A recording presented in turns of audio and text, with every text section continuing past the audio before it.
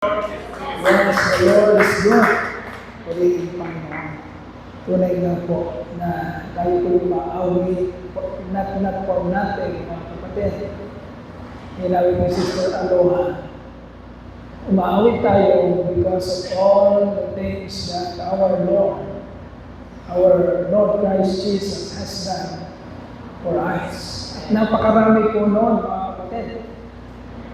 Kahit hindi natin banggitin yung amazing grace na ating kaligtasan, doon pa lang po sa ating mga buhay. Yung mga lesser things of this life na tinatamasa po natin sa Panginoon ay tutusin, sapat na para po magbigay tayo ng papuri, pasasalamat at pagsamba. Not mentioning yung pinakamainam na tinanggap natin mula sa Kanya. The amazing grace that we receive from Him. At yung amazing grace po na yun, nauunawaan po natin, tinanggap natin nang hindi po tayo worthy, hindi po tayo karapat-dapat. Tinanggap natin yung buhay na yun na galing sa Panginoon.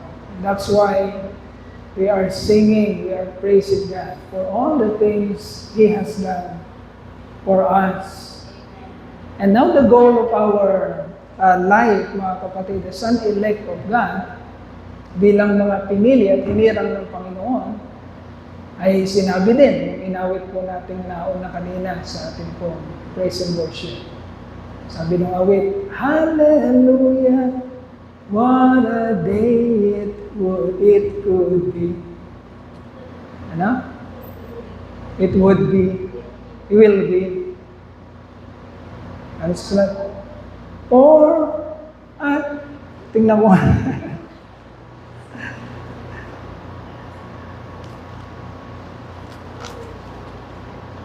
Ayan, sabi doon.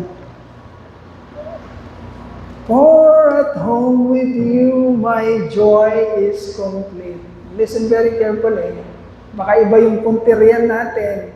Baka hindi yung paghahanda sa kung gaano karingal, gaano kainam, gaano ka-blessed yung araw na yun. Tandaan natin mga kapatid, iisang punterian ng elect, kung tayo yung mga elect o mga hinirang ng Diyos.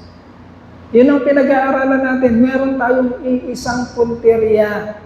So we are not bothered by anything that is happening in this world because our life, our mind, our hearts are focused on that punteriya, on that goal. Ano yung goal na yun? One day, makakasama natin ang Panginoon. Kaya tayo nagpupuri at nagpapasalamat in spite of everything, good or bad, that is happening in our lives in this planet Earth. We are focused on one goal, one thing, to be with Him in glory. Kaya yung ating pagpapasalamat, pagpupuri, gano'n na lang. Hallelujah, what a day it will be. For at home with you, my joy is complete. Meron tayong joy ngayon na nararamdaman. Dapat meron. Pero yung kaganapan, yung buong joy, yung kaganapan ng joy na hinihintay natin ay makakamta natin sa panahong makakasama natin ang Panginoong Kristo ng mukaan. As I run into your arms, open wide, I will sing. Hindi na pangarap, hindi na panaginip, hindi na inaasam-asam lang. Eto na. Totoo na. Tunay na. Makikita na natin yung sinasampalatayanan natin. At anong ginagawa niya? Nag-aabang siya. Open wide. We will see our Father who is waiting for us. Yun ang goal. Kaya lang, sabi ng Biblia, dalawang mangyayari pag humarap sa Panginoon. Dalawang grupo ng tao, magkaibang mangyayari pag humarap na sa Panginoon. Amen? Nakasulat ba yun? Sabi ni Jesus Christ, sa mga panahon na yun, sasabihin niyo sa akin, Panginoon, Panginoon. Pero may sasabihin ng Panginoon, hindi siya naka-open wide. Hindi nakabuka ang kanyang kamay at sasalubungin ka ng may pagmamahal. Ang sasabihin niya, sino ka? Doon ka. Ikaw na mapaggawa ng masama. Huwag natin masyadong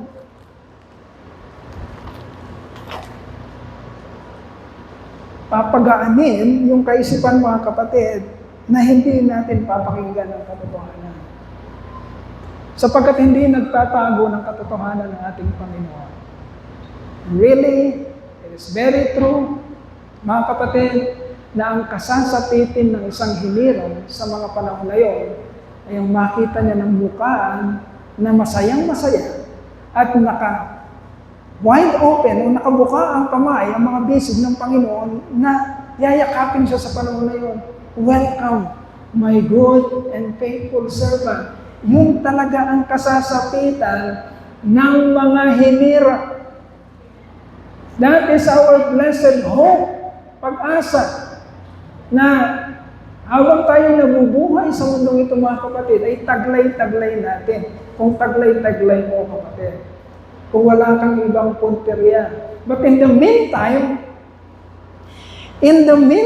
mga kapatid, habang nandito pa sa ating mga isip yung blessed hope na yun, habang inaabangan natin yung mangyayari sa future, yung mga events, amazing events sa future, habang nandito pa tayo nabubuhay sa sanlibutan, kapatid, merong inaasahan sa atin ang ating Panginoon.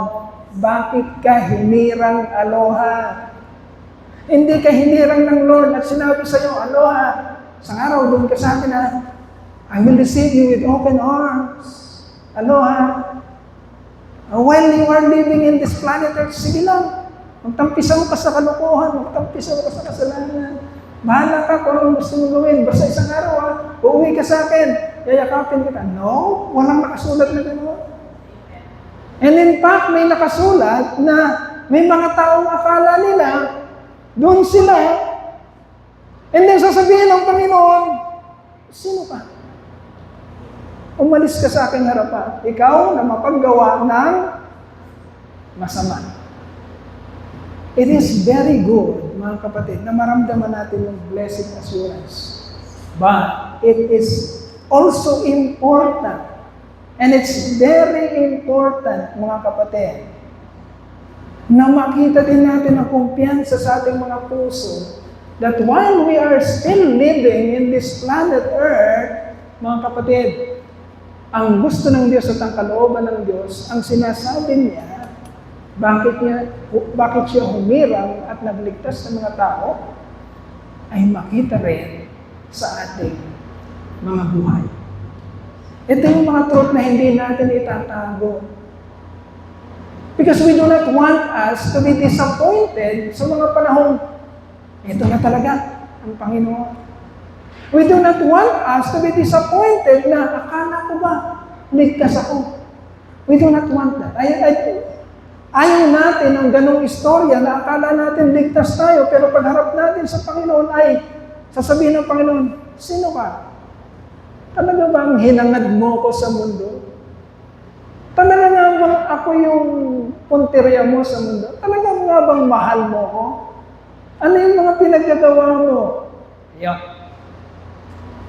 Kaya pinag-aaralan natin mismo ang salita ng Diyos. Ano ang sinasabi niya sa mga taong hinirang niya habang nabubuhay sila sa mundong ibabaw. Ano ang gagawin natin, mga kapatid? Tayo na buong-buo ang pag-asa na uuwi tayo isang araw sa langit. But habang iniisip natin yun, ano ang pinapagawa ng Panginoon sa atin dito sa lupa?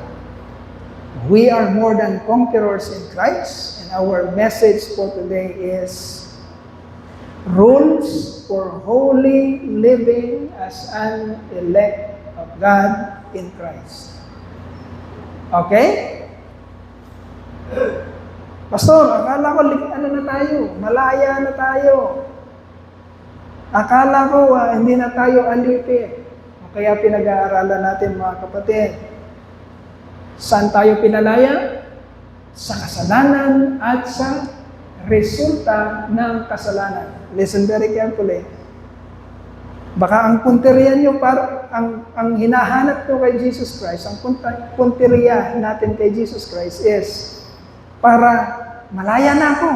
O niligtas mo na ako, binayaran mo na ang aking kasalanan. My past, my present, my future sins, bayad na lahat. So, okay na. Malaya na ako. Malaya ko nang gawin ang lahat ng gusto kong gawin. Baka yun ang nasa isip nyo. Hindi ganon, mga kapatid. Pinalaya tayo ng Panginoon sa kuko ng kasalanan, sa kamandang ng kasalanan, sa kapangyarihan ng kasalanan, at sa resulta ng kasalanan. Okay? Ibig sabihin, hindi na tayo mapupunta ng impyerno at, because that is future, that is the future event, at hindi na tayo mapupunta sa impyerno at pinalaya ka na rin sa pakikialam, pangunguna, pang-aalipin ng kasalanan. Okay? Maraming tao ang iniisip, malaya na silang gawin ang kasalanan dahil ligtas na sila. No? Hindi ganoon, mga kapatid. Tinuturuan tayo ngayon. Colossians chapter 3, verse 1 to 25, and then chapter 4, verse 1 to 6. Pinag-aralan na natin yung unang puntos nung nakaraang linggo, mga kapatid. Ano yung unang point? Sa rules of having a holy life in Christ as an elect of God, ano yung unang puntos? We are setting our minds for holiness. Okay? Huwag kayong malungkot. Huwag kayong malulungkot pagka ang dating ng mensahe ay parang inuutusan tayong maging banal o maging matuwid. Huwag kayong malulungkot na parang pinipigilan tayo, mga kapatid, na gawin yung parang mga gustong-gusto nating gawin. Huwag po tayong malulungkot. Sapagkat ang resulta nun, mga kapatid, ay buhay na mapayapa, makumpiyansa, maligaya sa piling ng ating Panginoon sa huling araw, sa mga araw ng ating Panginoon. Hindi natin kailangan kalungkutan na para bagang mapipigilan na tayo na gawin kung ano yung mga gusto natin gawin at para bagang maaalipin na tayo sa kung ano yung sinasabi ng Diyos na dapat lamang nating ginagawa. We must be intentional, mga kapatid, in thinking and feeling and acting the things that God requires us to do. Kailangan maging intentional. Okay? Hindi po tayo malaya. Though we have freedom in Christ, listen very carefully, although we have freedom in Christ, written in Galatians chapter 5, verse 1 to 3, it is for freedom that Christ has set you free, so do not let yourself be burdened again by any yoke of slavery. Yes, it is written, we have the freedom in Christ, but listen very carefully, it is the freedom from sin and the results of sin. Malinaw? Ibig sabihin, kung pinalaya ka na dun sa kasalanan, bakit parang alipin ka pa rin ng kasalanan? Samantalang ang sinasabi ng katotohanan, pinalaya ka na sa kasalanan. Listen very carefully. Though we have freedom in Christ, we are not free to think anything we want to think. We are not free to feel anything we want to feel. And we are not free to act anything we want to do. Nagkakaintindihan tayo mga kapatid. Hindi natin pwedeng sabihin na pinalaya na ako ni Kristo.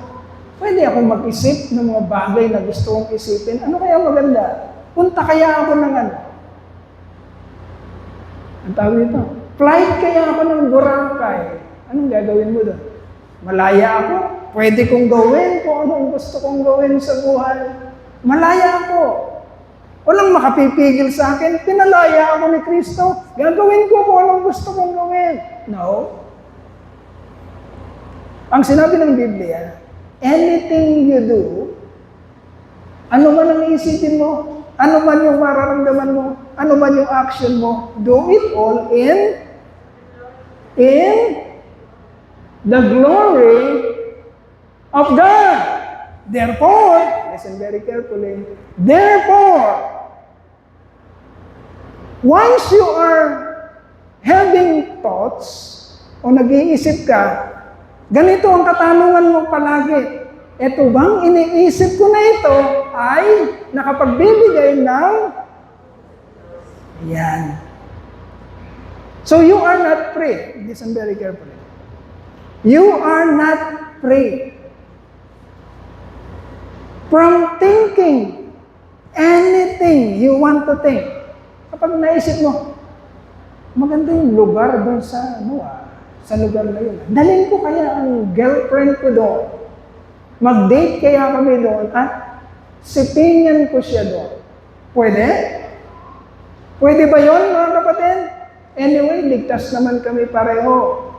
Tinanggap niya ang Panginoon bilang Panginoon tagapagligtas. Papunta siya ng langit. Ganon din ako, papunta akong langit. Pwede naman siguro yun. Gagawin namin kung anong gusto namin gawin. Wala namang makakaalam. Papatawarin naman ako ng Panginoon. Tama ba yung ganong kaisipan? So you are not free to think anything you want to think. Anong inaasahan ng Panginoon bilang hinirang niya?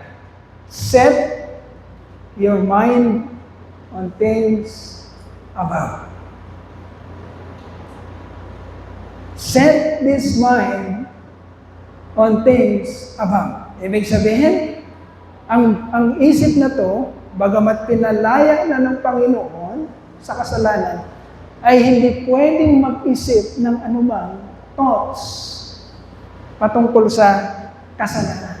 At gayon din, yun yung unang point natin, itong puso na ito ay hindi pwedeng makadama.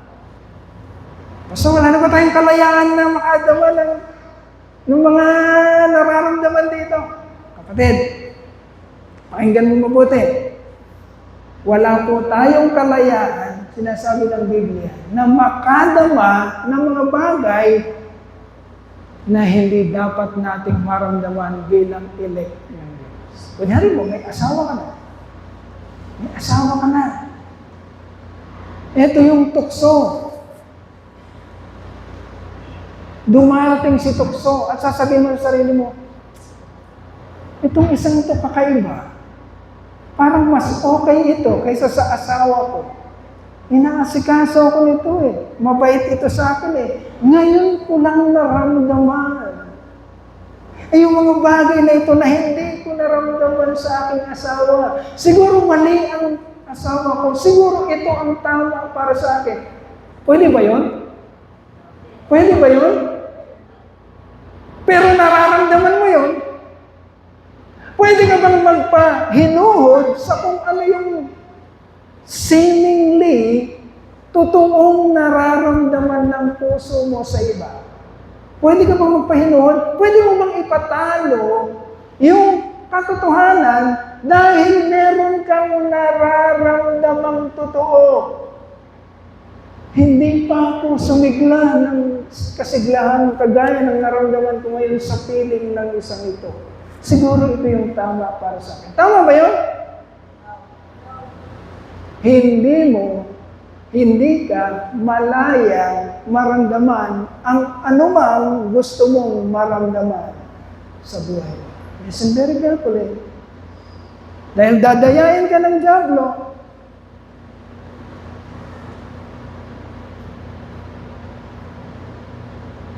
at hindi ka niya lulubayan kung hindi mo alam ang katotohanan. Ano bang ginagawa ng katotohanan sa atin, mga kapatid? And you will know the truth, and the truth that you know will, yun lang ang magpapalaya sa'yo. Kung wala kang naririnig na katotohanan at tamad ka, ini-ignore mo yung katotohanan, kapatid, lahat papaniwalaan mo. Even yung nararamdaman mo, papaniwalaan mo yun. Kasi sasabihin mo, wala akong magawa eh. Ito ang nararamdaman ko eh. Kahit mali, hindi yung kanta na yun. May kanta dun eh. Kahit mali, ito yung tama para sa akin. Go ako dito. Kasi yun yung nararamdaman ko. No! Dadayain kayo ng nararamdaman nyo kung hindi nyo alam ang katotohanan. Amen? Ang katotohanan lang ang nagpapalaya sa atin sa kung ano mang kagulumihan ang nangyayari sa atin. If you are not choosing the truth, wala kang ibang pagbabagsakan, mga kapatid, kundi ang mali. Okay? If you are not choosing God, wala kang ibang pagbabagsakan, kundi sino? Ang dyablo. O hindi sasabihin ng Lord, sige, hindi mo ako mapili-pili eh.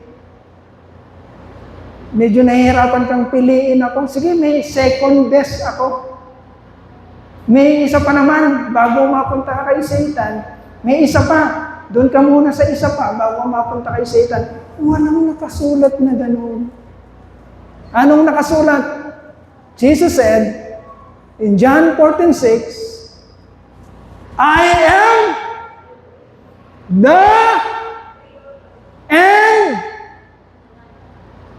the way, the only.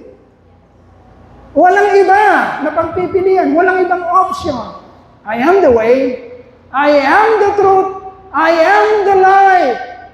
No one comes to the Father but through me. Listen very carefully.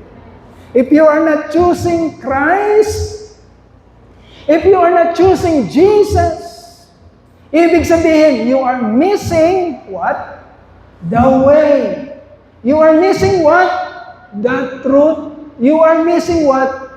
The light that you have always wanted. You are missing the light that Jesus has promised to give you when He said, I have come that you might have light and have it to the abundant, to the fullest. Okay? Very simple logic. Huwag mo isipin, siguro may second best. Pag hindi ko pinili si Jesus Christ, may second best naman bago ako mapunta kay Satan. No! Ang lahat ng lumagpak sa grace, ang lahat ng bumagsak mula doon kay Jesus Christ, saan pupulutin? Sa kampungan. Walang ibang pagpipilian kundi si Jesus Christ. So set your minds, and then setting your hearts on things above. My dear brethren, let us read verses 5 to 17. Iisa-isahin natin. Setting your hearts on things above. It says, verse 5. Ito utos to, malinaw na may utos sa atin habang nabubuhay dito tayo sa planet Earth. Listen very carefully. Because you cannot survive, young people especially. Do not take it lightly because this is the truth. You cannot survive this world without the truth or the Word of God. Huwag mong sabihing matalino ka. Huwag mong sabihing may pera ka. Huwag mong sabihing may connection ka, may kapangyarihan ka, sikat ka. You cannot survive this world without the truth of God. There's no other option but the truth of God. Put to death, therefore, whatever belongs to your earthly nature.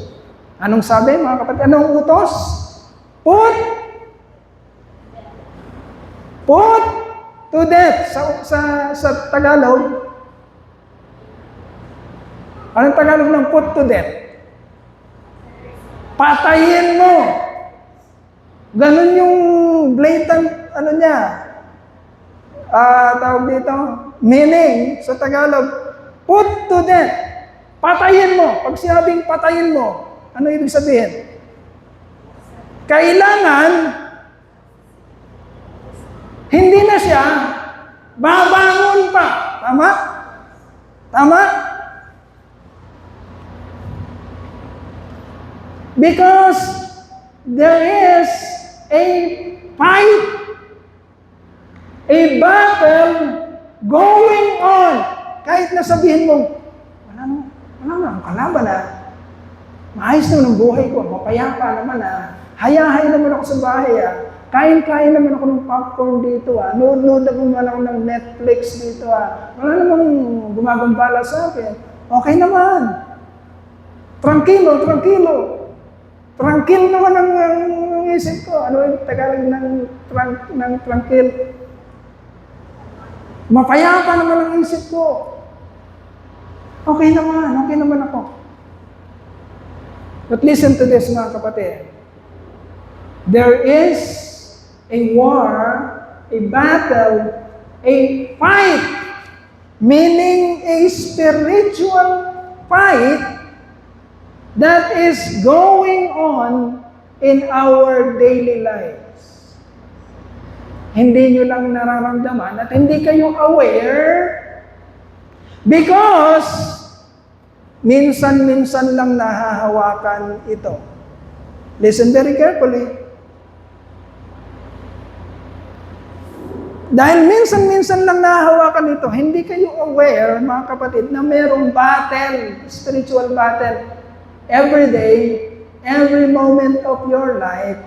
Because, mga kapatid, sa bawat oras ng inyong buhay, mga kapatid, nagkakaroon kayo ng mga decision making. Ano bang kakainin ko? Ano bang lulutuin ko? Yung masarap ba? Oops!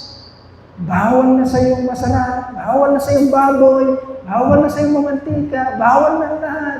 Dahil meron ka ng mataas ng cholesterol mo, meron ka mga decision making. Nagdi-decision ka na. Hindi na pwede yung masarap. Ang pwede lang sa akin yung inihaw, wala nang masyadong asin, kakainin ko na lang ng ganun.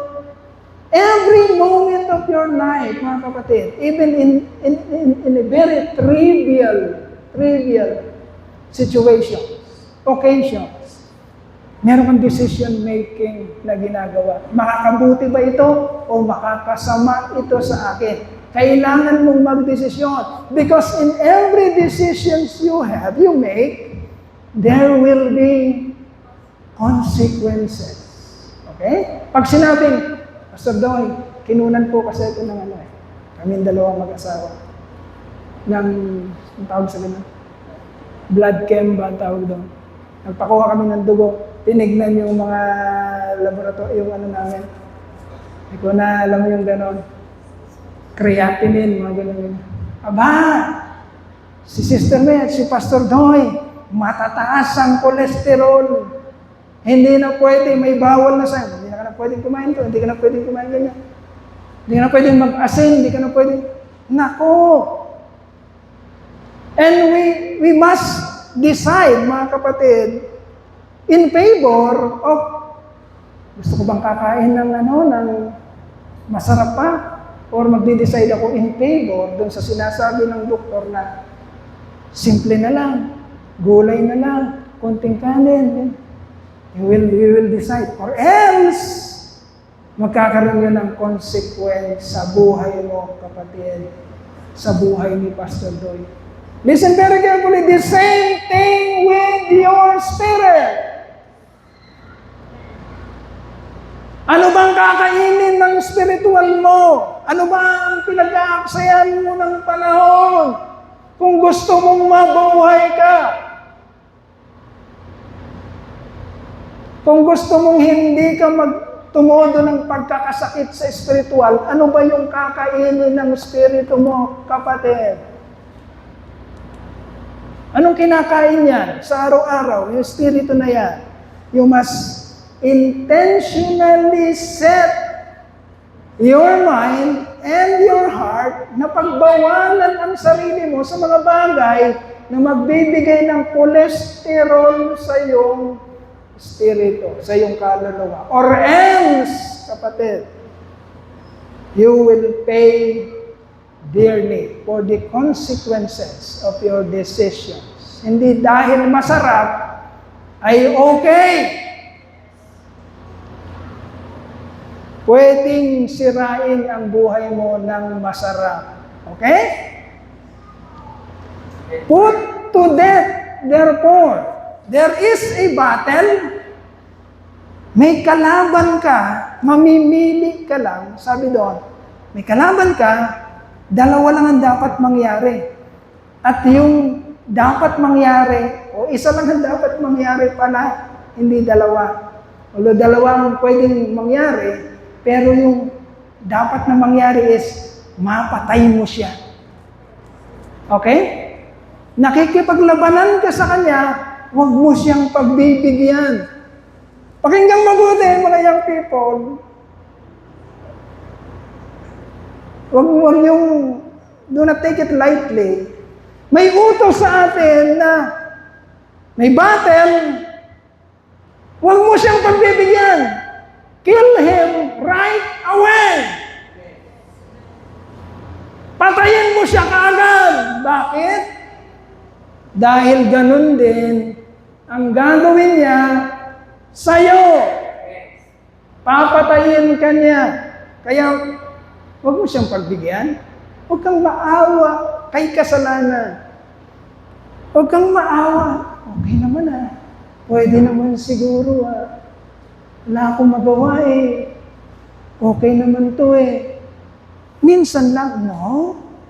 No, young people, no. Put to death. Right away. Huwag mo siyang pabayaang makipag-fellowship sa'yo dahil ikaw ang papatayin nito. Ano yun? Ano yun? Put to death, therefore, whatever belongs to your earthly nature. Ano yan? Sexual immorality, impurity, lusts, evil desires, greed, which is idolatry. Ano ibig sabihin ng idolatry?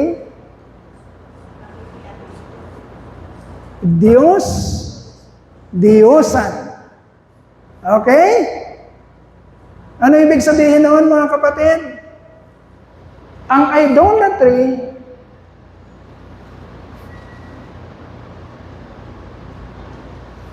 ay mga bagay na nilalagay mo sa itaas ng higit kanino? Kay Kristo. Ang hirap naman, pastor, ng isang Kristiyano. Hindi po. Hindi po mahirap ang pagiging Kristiyano kung kargado tayo ng salita. Bakit humihirap? Kinanta ni Pastor Boyet yung isang kanta. Ang kanta na yan, tabak ng Espiritu ang salita ng Diyos. Sa puso mang bato, ito ay tatagos. Tabak ng Espiritu, kaaway mo'y, magagaping lubos. Tabak ng Espiritu, ang salita ng Diyos. Ano ang Word of God? Sword of the Spirit. Kung wala kang Word of God, may hawak ka bang weapon? Ay patayan pa lang usapan eh. Di ba? Put to death. Makikipagpatayan ka. Wala kang weapon. Ang weapon mo is tabak ng Espiritu, the Word of God. Ibig sabihin, kung kargado ka ng truth, you are free. The enemy cannot enter because you are free.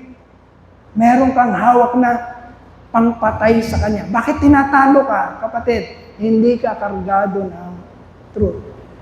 Do not take it lightly. Huwag mo isipin ang kaligtasan. Basta, Pastor, dami-dami mong recruiters, Pastor. Basta, ako ganito lang. Tinanggap ko ang Panginoon bilang Panginoon at tagapagligtas. Okay na ako. Hindi ko na kailangan maraming nalalaman dito. I'm sorry. Hindi po ganon ang sinasabi ng katotohanan. Ang sinasabi ng katotohanan, pagsusumakitan natin. Meditate the Word of God. Nakasulat, di ba? Merong utos. Kung tamad tayo doon, kapatid, huwag mong sabing mananalo ka. Huwag mong sabing mananalo ka. Talo ka. Pupulutin ka sa kangkungan kung tamad tayo dito. So we are setting our minds and our hearts on things above, at nangyayari yon, mga kapatid, dahil hindi lang tayo nakikinig ng salita, kundi patuloy nating minemeditate ang salita ng Diyos.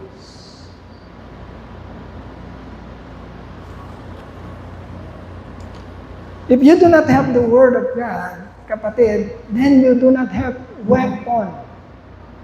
Imaginin mo ngayon ang sarili mo, nasa gitna ka ng battle, nasa gitna ka ng gera, matindi ang kalaban mo, wala ka man ng dalang patalim o anuman na ipangpapatay sa kanya. Samantalang siya, kargado siya ng lahat ng armamento para masakop kanya.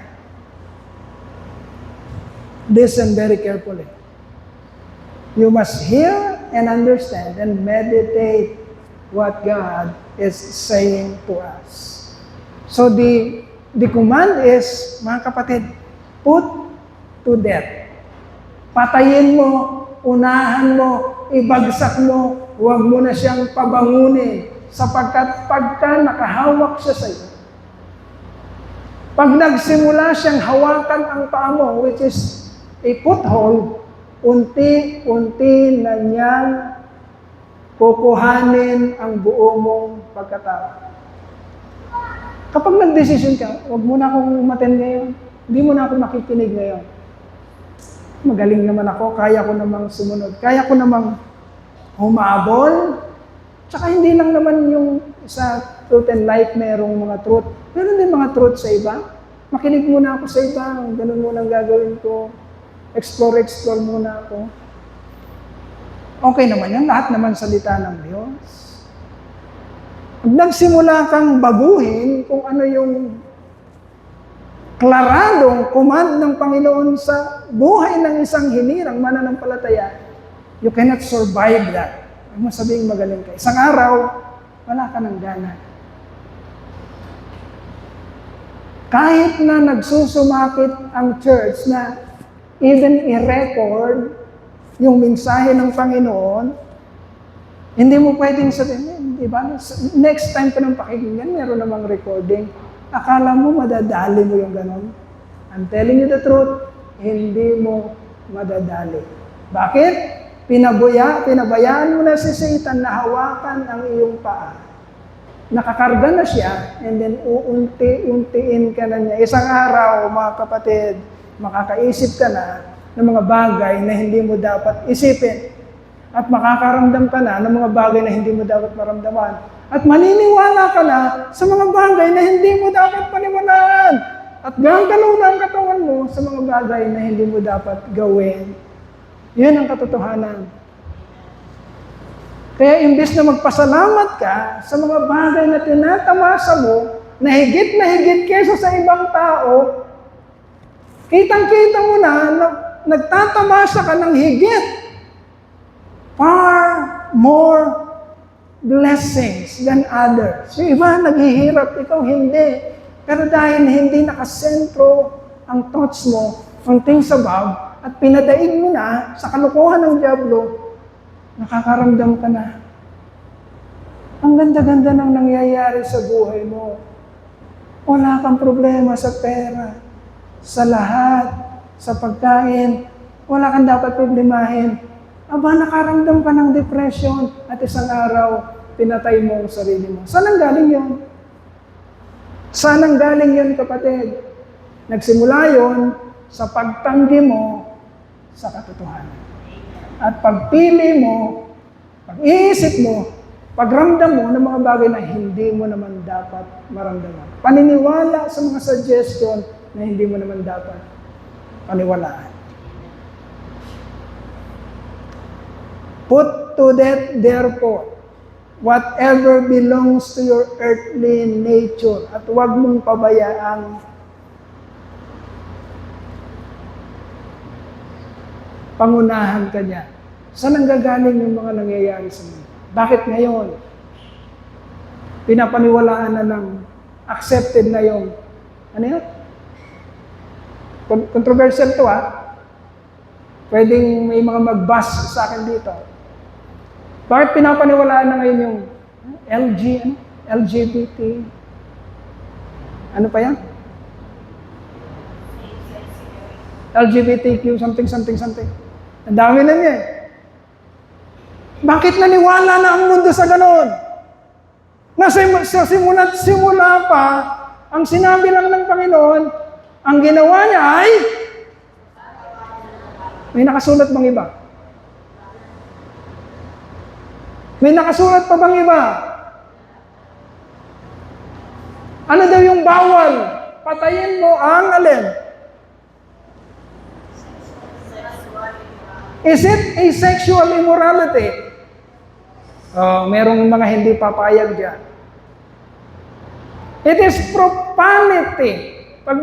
Pag binasa niyo yung Romans chapter 3, chapter 1 to chapter 3, makikita mo doon, dahil sa katigasan ng kanilang mga ulo, hinayaan na sila ng Diyos na isipin kung ano yung gusto nilang isipin at gawin kung ano yung gusto nilang gawin. Ngayon, sineselebrate na ng sanlibutan. Huwag kang makikiisa doon. Huwag kang makikiisa doon. Ngayon, meron ng, ang tawag dito? Mga beauty contest ng lalaki, mga beauty contest ng babae. Aba, meron na. Ang tawag doon ay lakaw beke. Meron bang ganon? Meron ganon sa past. Saan? Sa Sodom and Gomorrah. Anong ginawa ng Panginoon sa Sodom and Gomorrah? Okay, let's make the things straight. Hindi natin sila kinukondem. Wala tayong karapatang i-condemn. That's why before nag-speak ako, I am making clear, mga kapatid, na kontrobersyal ito, pero itong paniniwala ng pastor, at wala akong magagawa, kundi paliwanag sa inyo ang pinaniniwalaan ko bilang pastor. Mga kapatid, sa Sodom and Gomorrah, nilipol ng Panginoon ang lahat maliban kay Lot at sa kanyang mga anak, 2. Okay? Mga kapatid, meron na nga sanang isang kasamang maliligtas 4 dapat sila Aba, nakisimpatya. Yung isa, anong ginawa ng Diyos sa mga nakikisimpatya? Ginawang haliging. Listen very carefully, my dear brethren. There is a spiritual battle. Make a wise judgment on things. Huwag yung wala kayong kaalam-alam dito, bigla kayong magpipick ng choice. Hindi. Tao din naman sila. May damdamin din sila. Kung yun ang nararamdaman nila, edi, sige. Tao yan eh. May rights sila lahat. Wala tayong pinapakailaman sa mga rights o anuman. Wala. Hindi nga natin sila inaaway eh. Ang sinasabi natin mga kapatid, ano ba ang paninindigan ng isang elect o hinirang ng Diyos? Pag tinanong ka patungkol sa mga ganong klaseng sitwasyon.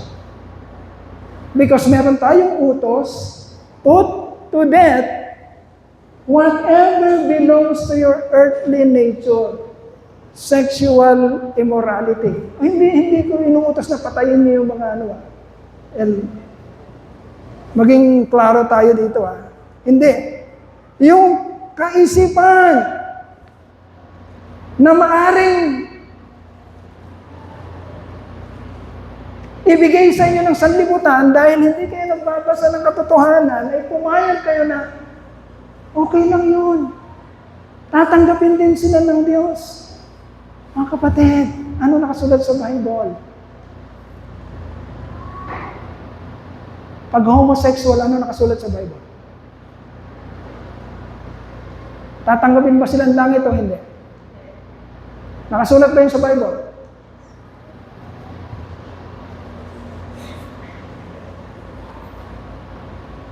I'm sorry kung meron sa ating kapatid o anak o tito o tita o kamag-anak ay nandun sa ganung kalagayan. Kaawaan nyo sila. You are not condemning them, but you must tell them the truth. Anak, kapatid, tito, tita, hindi kayo makikipag-away sa kanila, pero kailangan nilang marinig ang katotohanan. Hindi pwedeng umiral sa isipan ng isang tao na okay lang to, tatanggapin to, walang problema ito, pupunta rin ako ng langit na hindi sinabi ng banal na kasulatan ang mga bagay na yun. That is why what I am saying is controversial. Nasa sa inyo kung inyong paniniwalaan o hindi. Pero yun ang malinaw na pinaniniwalaan ng pastor mo. Verse 6. Bakit natin sinasabi?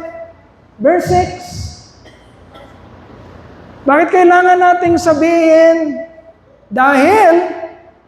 Because of this, dahil sa pagbabaliwala natin at pagsunod natin sa ganyan, at pamumuhay mo sa ganyan, because of that, the wrath of God is, ano yung wrath of God? Puot ng Diyos ay darating. Darating ba talaga? May mga example ba? Of course. Nagunaw na ang mundo isang beses. By flood. At may ginunaw na ang Panginoon na isang lugar, isang beses, ano yun? Sodom and Gomorrah. At may pinasakop na ang Diyos ng mga maraming cities. Nilipol niya ang mga syudad na yun dahil dito mga kapatid. Example, Jericho. Listen very carefully. Huwag niyong titigilan to mga kapatid. Listen very carefully. Kasi maaring you're taking this lightly. No. Because of this, the wrath of God is coming. Dahil dito, darating ang puot ng Diyos. Kung wala ito, hindi darating ang puot ng Diyos. Dahil dito, darating nga. At sure na darating ang puot ng Diyos. So, make a wise judgment on things. Ngayon, hindi lang kabaklaan, mga kapatid. Sexual immorality also mean, mga kapatid, yung adultery. Okay? Sabi diyan, kailangan hindi ka nakakaramdam. Pastor, pwede bang makaramdam ka? Of course. Pwede bang makaramdam ka ba ng kakaiba towards other woman or other man, not your wife, not your husband? Of course! Huwag natin lokohin ang mga sarili natin. Pwede kang makaramdam. But you must put to death. Kasi hindi ka naman uutusan ng Lord kung wala namang labanan na nangyayari. Inuutusan ka ng Diyos na patayin kasi alam niyang meron. At doon tayo lulukuhin ng dyablo. Doon tayo lulukuhin na, wala akong magawa eh. May nararamdaman ako. Okay nga yung isip ko lumalaban. Lumalaban ang isip ko, pero wala eh. Malakas ang puso. Kalokohan yon. Kaya lang lumalakas ang puso dahil kulang ka ng salita ng Diyos. Wala kang taba na pangpatay dun sa sexual immorality. Kaya ka nadadaig kasi wala kang weapon para patayin siya. Kung alam mo ang katotohanan, mapapalaya ka nito sa lahat ng iyo. Okay? Hindi lang kabaklaan. Kahit matino ka, lalaking lalaki ka, babaeng babae ka, pero nakakaramdam ka naman ng kakaiba towards someone na hindi mo naman nasawa. Kapatid, tigilan mo yan at patayin mo yan sa iyong puso. Patayin mo yan sa iyong puso. Listen very carefully. Nadayain kayo. Ngayon, hindi lang doon, kundi mag-boyfriend pa lang ba kayo? Mag-girlfriend pa lang ba kayo? Nagsisiping ba kayo?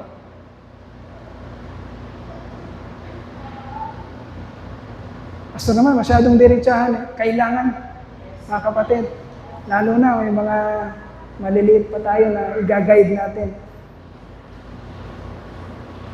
Sabi doon, sabi ng kinanta uli ni Pastor Boyet, ni Steve Green, oh, may all who come behind us find us faithful. May the fire of our devotion light their way. May the footprints that we leave leads them to believe. And the lives we live inspire them to obey. Ngayon, mga kapatid, kung yun ang goal natin, tayong matatanda, kami nila Pastor Boyet, kung yun ang goal namin, at nakita ng mga kabataan si Pastor Doy, nakita ng mga kabataan si Pastor Doy, aba, meron palang mga pinagagagawa si Pastor Doy, na lihim at natagpuan nila. Sa palagay mo, mangyayari pa yun. Meron ba akong light na mag-iilaw sa kanila para hindi sila mapahamak? Orang magiging kaisipan nila. Pwede naman to eh. Bakit? Si Pastor Doy nga eh. Ginawa eh. Di ba? Mga kapatid. Kaya tinuturuan natin ng mga young people. Because yung mga young people, ito yung mga susunod na may tangan-tangan ng ilaw. Huwag niyong pabayaan yung ilaw na yan na pinasa sa inyo nung matatanda sa inyo ay mawawalan ng alab. Na yung mga susunod sa inyo, hindi na makikita ang tamang daan, yung tuwid na daan kasi namatay na yung mga ilaw nyo. Bakit? Nasira na ang mga patutuon nyo. I'm sorry, pinapaalalahan lang kayo ng diretsahan, pero yun dapat ang maging tayo, mga kapatid. Huwag lang yung puro, gusto mo makarating ng langit. Ayaw mo namang gawin yung mga utos ng Panginoon dito. Ayaw mo naman manindigan bilang isang mananampalataya. Paano uusad ang gawain ng Panginoon kung lahat tayo ay magpaparaya na sa kung anong gustong gawin ng dyablo sa bawat isa sa atin? No, naninindigan tayo at lumalaban. Pinapatay natin ang lahat ng mga bagay na hindi kinakailangan bilang isang hinirang o mananampalataya ng Diyos. Huwag po tayong malulungkot. Kung ang mga mensahe natin ay parang ganun kagrabe, parang masyadong pautos at masyadong diretsahan. Mga kapatid, ang sabi ng Panginoon sa Hebrew, ano yung pinag-usapan natin kahapon, Hebrew, no discipline is pleasant at a time, but painful. Hebrew chapter. Pero pag napagtatagumpayan mo yung discipline na yan, kapatid, ang idudulot niyan ay napakainam na buhay patungo sa ating Panginoon. Kapag dinisregard mo, inignore mo yung mga discipline na yan na binibigay sa iyo ng Panginoon, kapatid, maalwan nga ang buhay mo. Nagagawa mo nga ang gusto mo. Wala nga pumipigil sa'yo. Parang malayang-malaya ka nga. Pero bandang huli, pagharap mo sa Panginoon, anong gusto mong gawin ng Panginoon sa'yo? Hallelujah, what a joy it will be. For at home with you, my joy is complete. As I run into your arms open wide, I will meet my Father who is waiting for me. Anong gusto mo naghihintay sa'yo?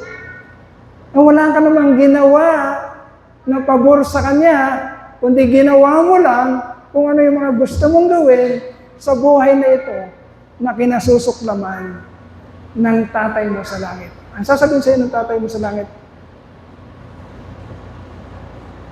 tumayo ka, umalis ka, ikaw na mapaggawa ng masama. Hindi mahirap ang kaligtasan, mga kapatid. Sapagkat ang tunay na hinirang ng Diyos ay makakaunawa, mag-iisip, magdi-desire, at lalakad sa kung ano ang pinanukala at pinagplanuhan ng Diyos, kaya siya hinirang at kaya siya niligtas. Okay? Kung nahihirapan ka sa buhay mo bilang mananampalataya, kapatid, umiyak ka at manikluhod ka sa Panginoon. Kung pabigat para sa iyo ang pagiging mananampalataya, umiyak ka sa Panginoon. Lord, I should be enjoying, I should be having this peace, this joy, this confidence, living as an elect of God, as your son, as your child. Lord, bakit parang hindi ako nag-i-enjoy bilang mananampalataya? Kapatid, maniklod sa Panginoon at panalangin mong punuin ka, damihan ka ng katotohanan bilang kapangyarihan para managumpay ka sa mundo nito. Kasi kung wala ka kapatid, at dinidiretsa natin ang katotohanan, pag wala ka hindi ka mananalo sa spiritual fight na pinag-uusapan natin. Kaya inuutos natin sa Ephesians, we must be wearing that armor of God. Because of that spiritual fight, kailangan talaga nating suot-suot yung mga baluti na yun. The breastplate of righteousness, the sword of the Spirit, the slippers of faith, lahat-lahat yon kailangan taglay-taglay. Nakukuha mo yon sa pakikinig, pagkaunawa, pag-meditate ng salita ng Panginoon. Kung binababad mo ang sarili mo, lalo ka na kabataan, mahal ka ng Panginoon, mahal ka ng Diyos. Kung binababad mo lang ang isip mo, ang buhay mo, sa mga bagay sa mundong ito, babad ka sa computer, babad ka sa mga pangarap mo, babad ka sa mga bagay sa mundong ito, sa sanlibutan ito, at wala kang panahon sa Panginoong Jesucristo, I'm telling you the truth. Gumising ka, kaawaan mo ang sarili mo. Because you cannot survive that kind of life. Hindi mo pwedeng ikatwiran sa bandang uli. Nakamtan ko ang pangarap ko. May maganda na akong buhay ngayon. Wala na akong problema sa pera. Isang araw, yung anak mo, namamayagpag ka. Yung anak mo, nasa Amerika, bigla-bigla na lang, magpapakamatay. Anong dahilan? Huwag mong papalitan yung daan na niloob ng Diyos, na lakaran mo. Huwag mong sabihin sa isip mo na, itong mas maganda, itong mas magbibigay sa akin ng prestige, itong mas magbibigay sa akin ng kapangyarihan, itong mas magbibigay sa akin ng fame, itong mas magbibigay sa akin ng recognition, ng significance sa mundo ito. Huwag mong palitan kung ano ang sinasabi ng katotohanan, kapatid. You must sit down and listen to the Word of God that will take you, that will lead you to the life that God willed for you to have, mga kapatid. Ang goal mo dapat ay mga bagay na makalangit. It is not very popular. Messages like this is not very popular. But the elect of God, mga kapatid, kung tunay kang hinirang ng Diyos, liligaya ka at magpapasalamat ka sa mga bagay na naririnig mo, sapagkat ito'y paghahanda mo, magbibigay ng paghahanda sa iyo upang makamtan mo ang buhay na pinaghirapan ng Panginoon na makamtan mo. Hindi biro-biro ang pinuhunan ng Diyos para ipaunawa sa iyo ang buhay na ganap at kasiyasiya. Ito'y pinagbuwisan ng kanyang buhay. Ibinubo niya ang kanyang dugo, nawasak ang, nabayubay ang kanyang katawan para makarating sa iyo ang pangunawa na magbibigay sa iyo ng kalayaan. Na makamit, ma-experience, maranasan ang buhay na pinaghirapan ng Panginoon para sa iyo. Tandaan natin, ang buhay na ito ay hindi yung buhay na hayahay, maraming pera, sikat, makapangyarihan. Alam na natin yan. Marami ng ganyan. Pero ang buhay nila ay buhay na inaalipin ng kalaban ng Panginoon. Hindi matapos-tapos na greed. Dati daang libo, naging milyon, naging tens of millions, naging billions na ang nakawan. Sa susunod, trillions na ang nakawan. Hindi matapos-tapos na greed. Bakit? Kasi baliwala ito. Wala silang kaligayahan. Pag natagpuan mo ito, kapatid, natagpuan mo na ang kaligayahan. So set your hearts, set your minds on things above. Napakarami pa. Pero hihinto tayo dahil oras na. Magpasalamat tayo sa Panginoon. Purihin natin siya at pasalamatan sa katotohanan. Hallelujah!